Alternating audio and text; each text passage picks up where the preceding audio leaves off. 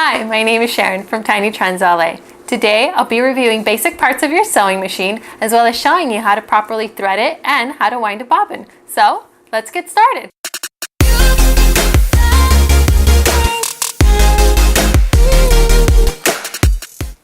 Okay, so before I jump into talking about the sewing machine and its different parts, I just want to point out that I am working with a Gingher 3252 model. This machine is less than $100 and it comes with 32 built-in stitches. I definitely recommend it, especially if you're just starting off. I've included a link to this model in the description below.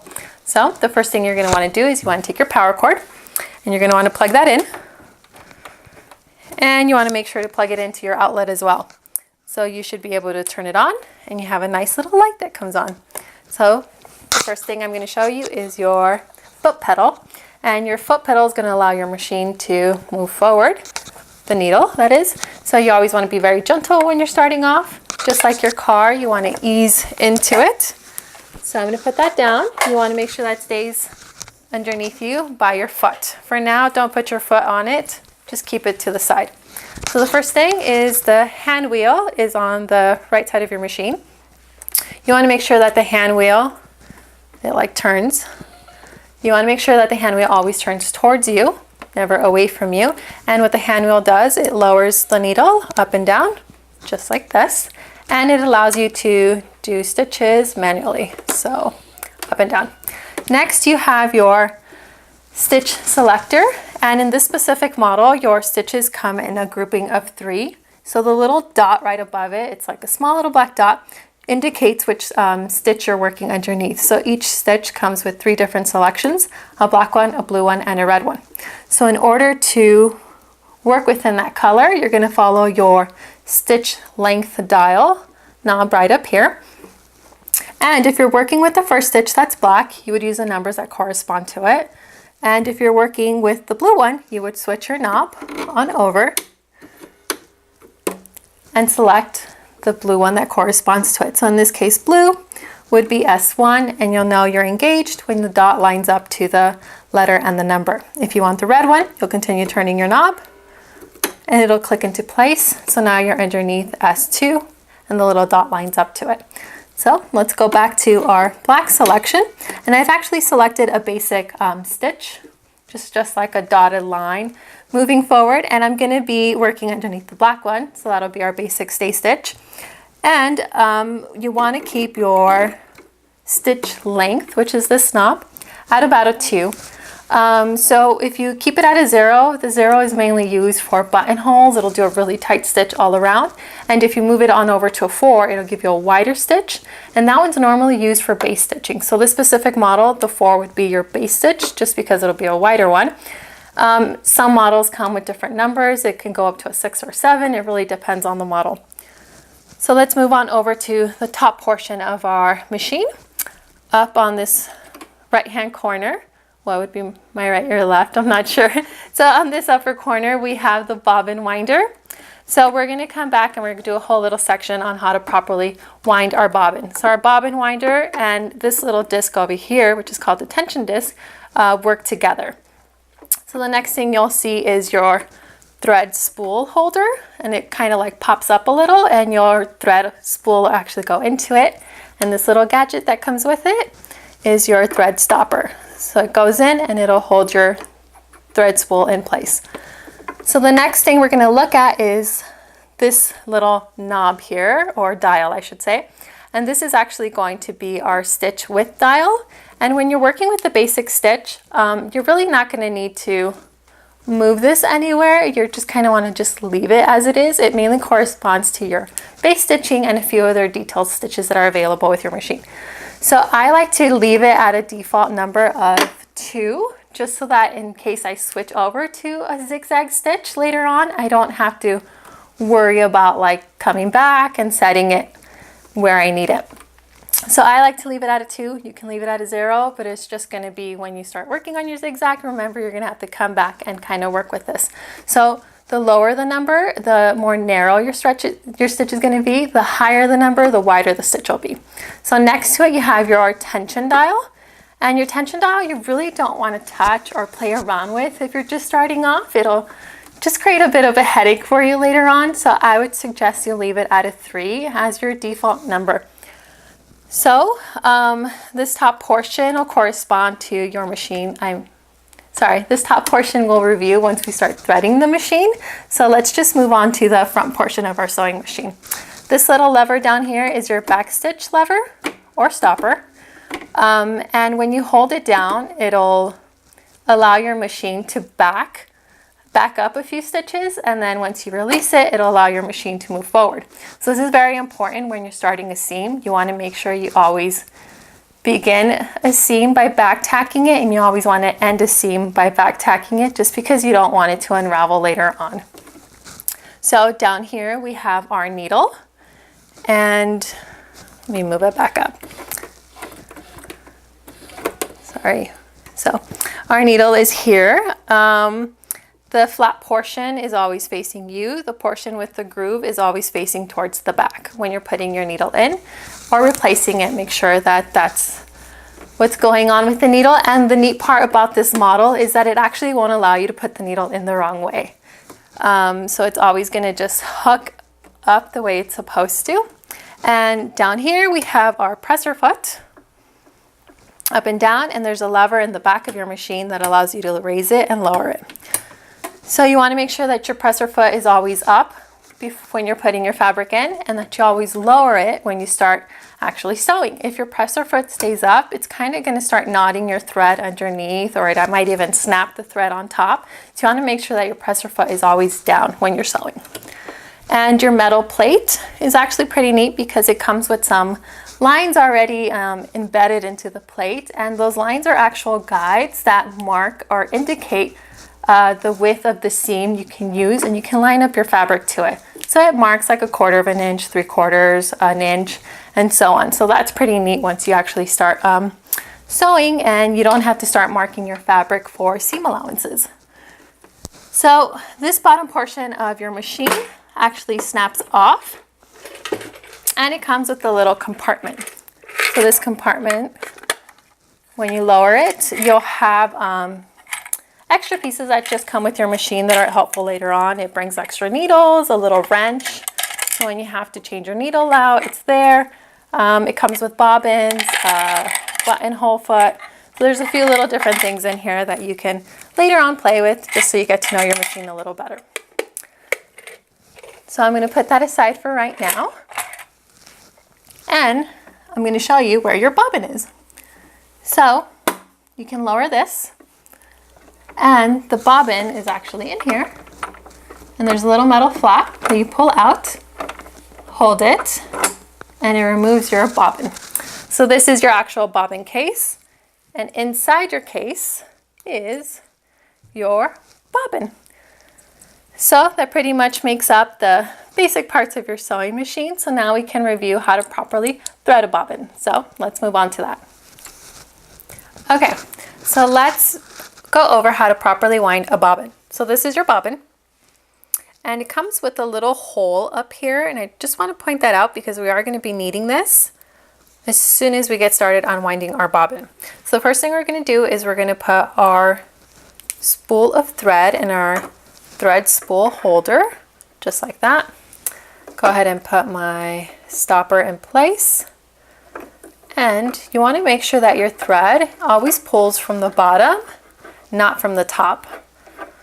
So most machines come with a little diagram on how to properly thread your thread through, just to get it properly in. So I'm going to follow the diagram, and it comes with numbers on steps. So this one's a 3-step, so we have 1, 2, 3. So the first thing I'm going to do is I'm going to hook it underneath, and it's telling me to loop it around the tension disc. And you want to make sure that it's like really in there, and you should put a little bit of a restraint when you're pulling the thread, which is perfect. And the third one is telling me to take the thread and put it through the hole on my bobbin. So I'm going to try to get that through. Now, let me clip the edge just like that. Try to get it on through here. It's always the tricky part. There we go. There it is.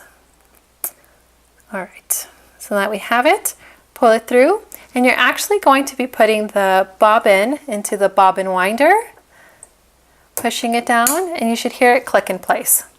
So now that it's in place, you're going to shift it on over to the right.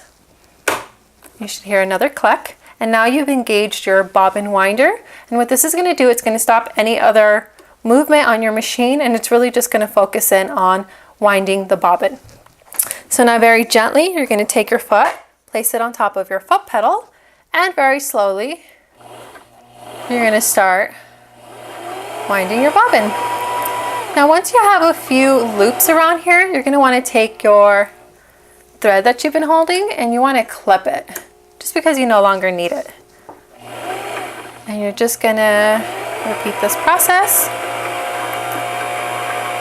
and keep on going. So once it gets really full, it's going to start touching the edge of this little rubber disc here, and it's going to let you know that the bobbin is full. Go ahead and put a little bit more pressure on my foot pedal just to get this going.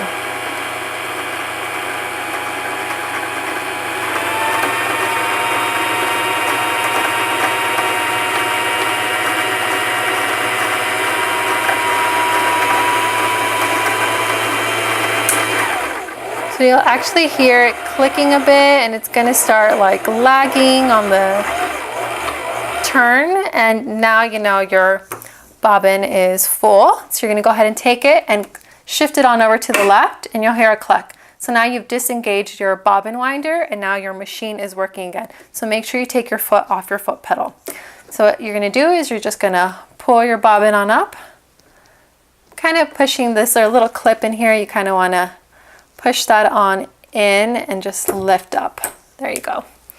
Take your clippers and clip it, and now you have your bobbin that's neatly wound. So taking your bobbin, you're going to place it into your case, and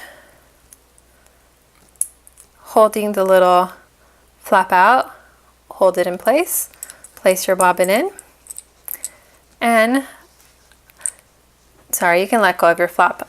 I didn't point out that on the case there's actually a little slit as well as a little dip. You're going to want your thread to go through the slit and underneath that clip. And you should hear like a little snap, and there should be a little tension when you pull your thread through that slit, just like that. All right, so let's try that one more time. You want to make sure that your thread, go ahead and clip that. So you want to make sure that your bobbin and the little tail end of your thread look like a P. Place it into your case. Pull it in through the first slit and loop it in underneath, just like that. Now, taking the flap, you're going to hold this part out. I kind of like to just place my thumb in there, and you're going to want to take this hook, and we'll be placing it in to our machine.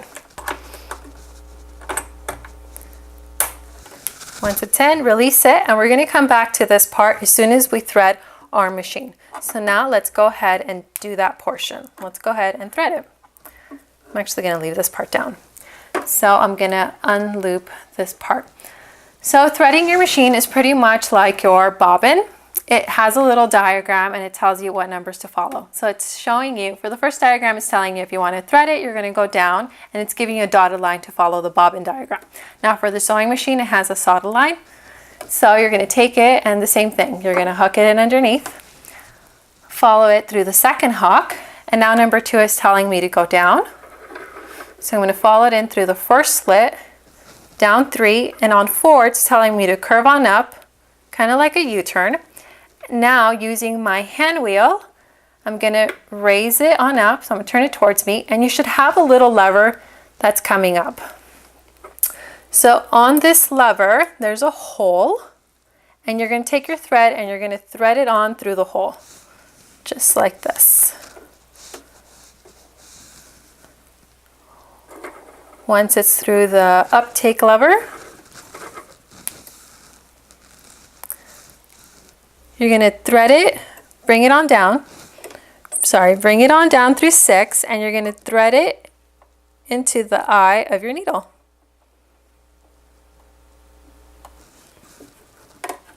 just like that.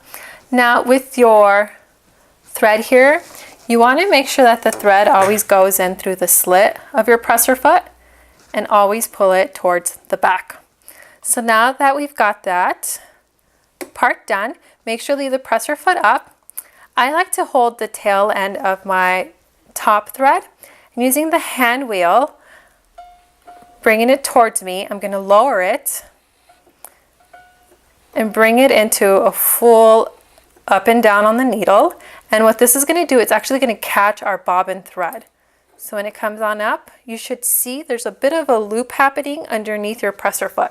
So taking something that's sharp that fits on through, I'm going to take my clippers here, just very gently pull the loop out, and I should now have two threads. One of them belonging to my bobbin thread, which goes underneath, and the other one belonging to my thread, which is coming from the top.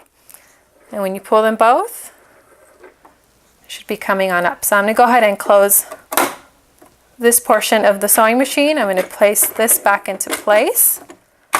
And now I'll be demonstrating how to do a basic stitch as well as a zigzag stitch. Okay, so now that our bobbin is in place and our machine has been properly threaded, I'm going to go ahead and demonstrate a basic stitch.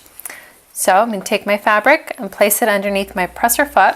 I'm going to lower my presser foot and very gently take my foot, and I'm going to place it on top of my foot pedal and get my machine going. So what I like to do is I like to take my right hand and kind of just hold my fabric on the bottom, and my left hand I'll use to kind of guide the fabric and smooth it out as it's going through the presser foot underneath the needle. Using the back stitch lever, I'm going to push it down, and I'm actually going to move back a few stitches just to back stitch my seam so that it doesn't unravel. Apply a little more pressure to my foot pedal and get this going.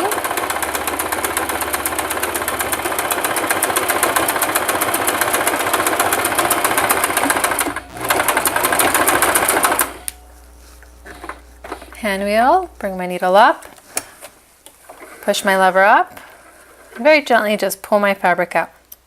Now you always want to make sure you leave a long tail on your top thread as well as your bottom thread, just so that you have room in case you have to unstitch anything or restitch it. So you should have a stitch that looks like this for a basic.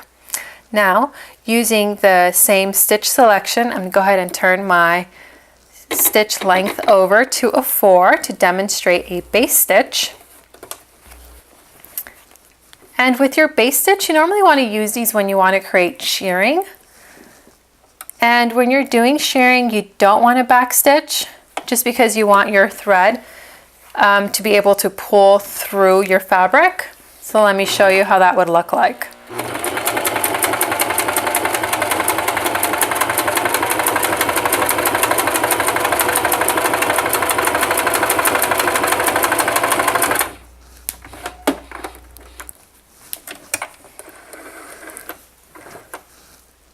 So this is definitely a longer stitch. And if you were doing stitching, you would be able to pull your thread on over. I doubled my fabric, so it's making it a little harder on this one. But you would be able to pull your thread and your fabric would start gathering just like this. So next I'll be showing you a zigzag stitch.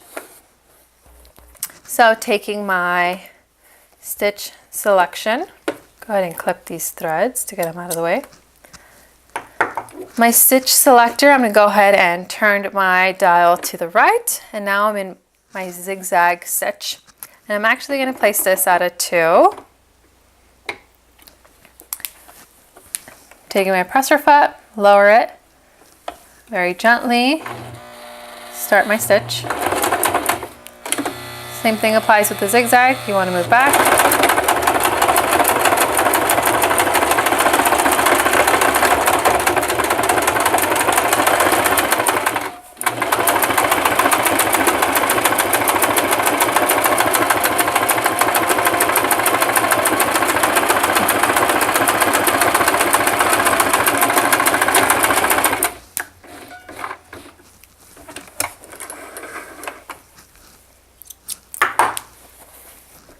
So this is with a stitch width of a 2, so it's very narrow in width, a little tighter. So I'm actually going to show you what it would look like at about a 5. Switching that on over to a 5.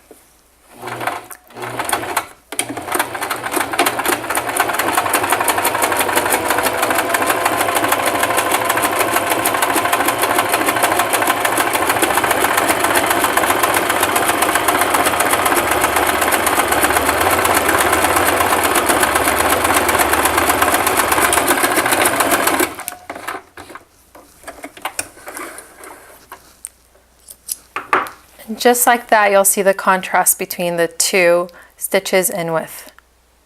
So there you have it, a basic stitch, a base stitch, and a zigzag stitch. So now that we've done that, you should be good to go. So let's review some tools you'll be needing to get started. Okay, so now that we've gone over our sewing machine, its basic parts, how to properly thread it and wind a bobbin, my suggestion would be, if you're just starting off with sewing, to get yourself a sewing starting kit. Something small, nothing big. So I have a kit right here, and it comes with a variety of different colors of spools of thread, measuring tape, a pin cushion, some straight pins, bobbins that actually fit this machine, marking pen, a seam ripper, just basic things you need to get started. As you move forward with your projects, you can gradually build on your sewing kit. So I would suggest getting a pair of clippers, some shears, and some pinking shears. So this will be great to get started. We're actually going to be giving away one of these sewing starting kits via Instagram, so make sure you're following us at Tiny Trends LA. Don't forget to like, comment, and subscribe. My name is Sharon, and thank you so much for watching.